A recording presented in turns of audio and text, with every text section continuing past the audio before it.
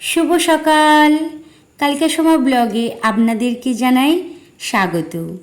এই যে আমি সকালের বাসি কাজকর্মগুলি সেরে ঝটপট স্নানটা সেরে নিয়েছি। আজকে যেহেতু রবিবার, আজকের অনেকটাই তাড়া। শনি ও রবিবার এই দুটো দিন একটু তাড়াতাড়ি রান্নাঘরে আসতে হয়।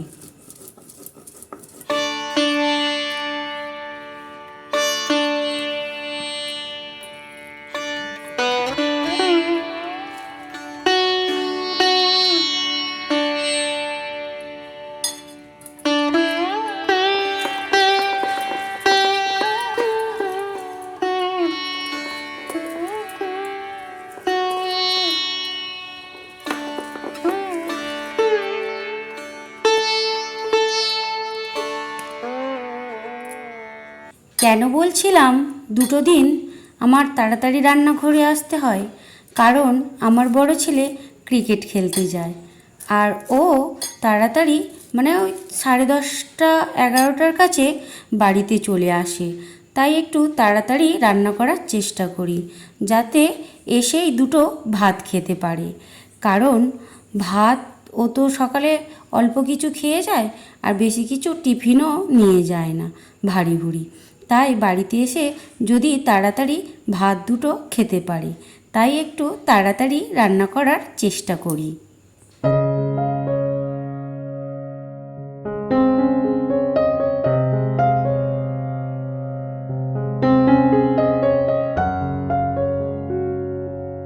এখানে আমার সমস্ত বাটনা বাটাও হয়ে গেছে।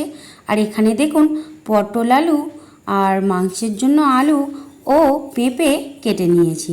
আজকের মাংসের ঝোলে পেঁপে দেব, তাই পেঁপেটাকেও কেটে নিয়েছি ছোট ছোট করে। আর এখানে আমি সমস্ত কিছু জোগাড়জাটি করে নিয়েছি একেবারে। চিকেন, চিংড়ি ছাড়িয়ে, আদা কাঁচা লঙ্কা বেটেছি, রসুন বেটেছি, পেঁয়াজ কেটে নিয়েছি। আর একটা জিনিস পরেই কেটেছিলাম, সেটি হলো টমেটোটা আমি পরে দিয়েছিলাম, মানে রান্নার সময় কাটতে মনে ছিল না। এবার আমি তাড়াতাড়ি এই বাসনগুলি সকালে মেজেছিলাম, সেইগুলি জায়গা মতো রেখে দিয়ে আর রান্নাটিকে তাড়াতাড়ি চাপিয়ে দেব।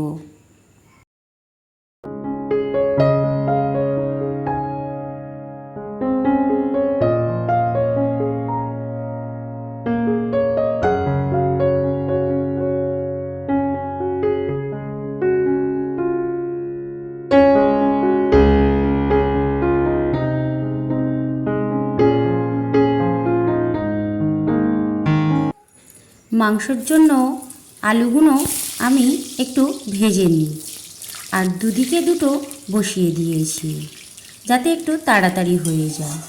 এই চিংড়িটাও এপাশে ভেজে নেব।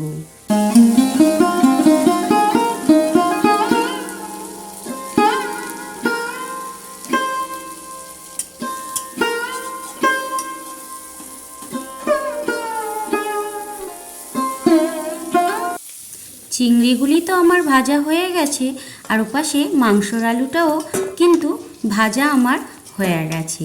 এবার মাংসর আলুগুলো ঝটপট তুলে নিয়ে আর ওই একই তেলের মধ্যে পেঁয়াজগুলি আমি দিয়ে দেব। পেঁয়াজগুলি এদিকে ভাজা হতে থাক।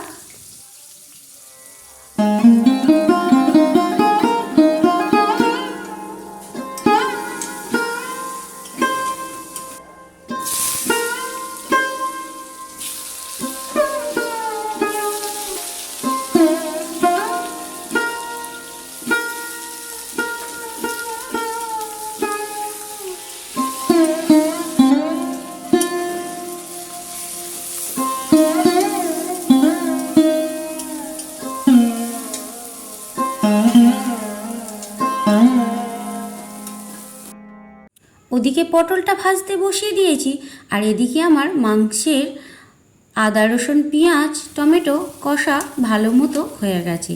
এবার মাংসটাও দিয়ে একটু নেড়ে চেড়ে নেব। তারপরে এই পেঁপেগুলিকেও দিয়ে নেব, কারণ পেঁপেগুলি এর সাথে দিয়েই কষাতে থাকলে তবে কিন্তু পেঁপের মধ্যে তো সমস্ত মশলা চলে যায়, তাহলে খেতে খুবই ভালো লাগে। আর এদিকে আমার পটলটা রান্না হয়ে গেছে। কেমন রান্নাগুলি হচ্ছে আপনারা কিন্তু কমেন্টের মাধ্যমে জানাবেন।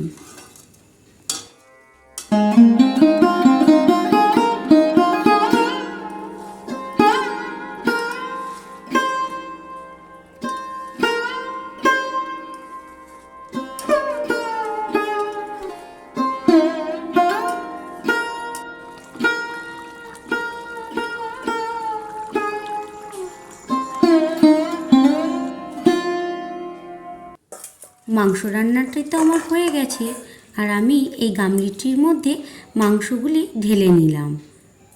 আর আমরা তো সাধারণ গ্রামের মানুষ, তাই আমাদের রান্নাগুলিও কিন্তু সাধারণ। এই সাধারণ রান্নাগুলি আপনাদের কেমন লাগলো আপনারা কিন্তু জানাবেন।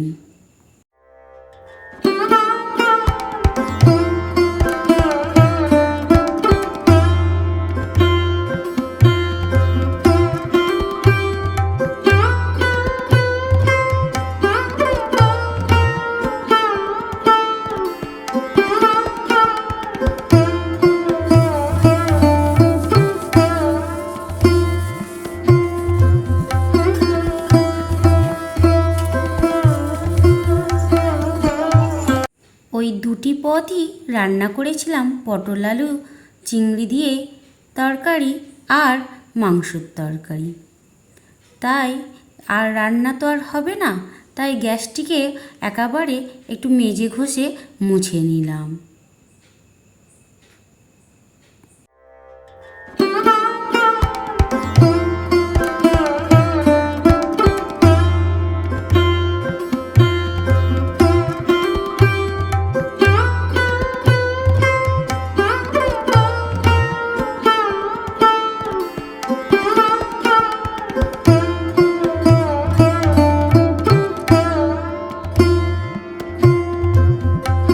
মোছা ও মাঝামাঝির কাজগুলি সেরে নিয়ে আমি দুটি বাচ্চাকে খাইয়ে দিয়ে আমিও একধারে খেতে বসে গেলাম।